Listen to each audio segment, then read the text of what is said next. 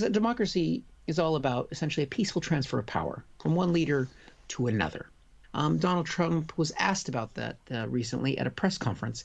Win, lose, or draw in this election, will you commit here today for a peaceful transferal of power after the election? I mean, you would think for most people that's a softball question, isn't it? You just go, yeah, of course, I believe in democracy, no problem.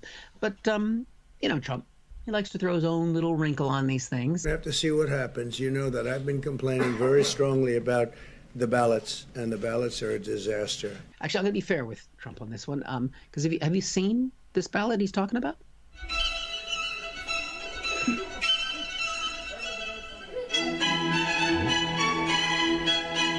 Oh, that is some bad ballot, Steve.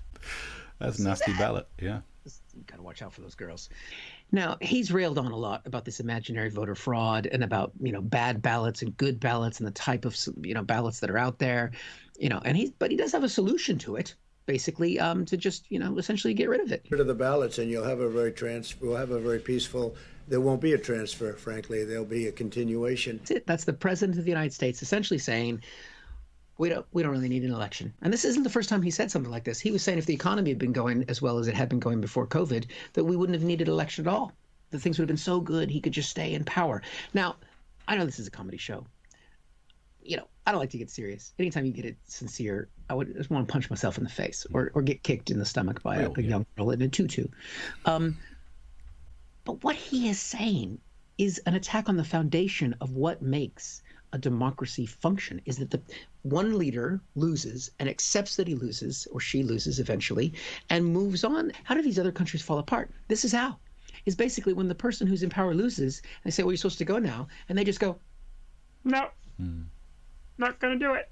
There's nothing we can do to make Trump leave, except there might be this one thing. I have to leave for an emergency phone call. That's it. Who was so important that he had to take that call?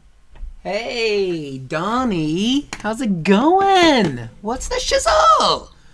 I'm not interrupting anything important, am I? For those of us who kind of like America and like democracy, it's been kind of a depressing couple of days. I'll be honest with you, Steve. But I want to give people a nice little moment. So Trump went to pay respects to Ruth Bader Ginsburg. He had to step outside of the Supreme Court where she lay in rest, God bless her.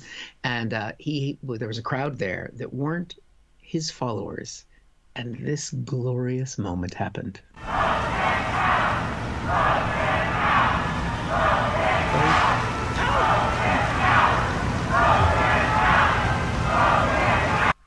So he didn't stay out there for very long.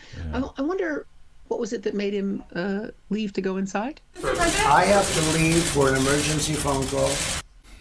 I'm telling you, it works every time, Steve.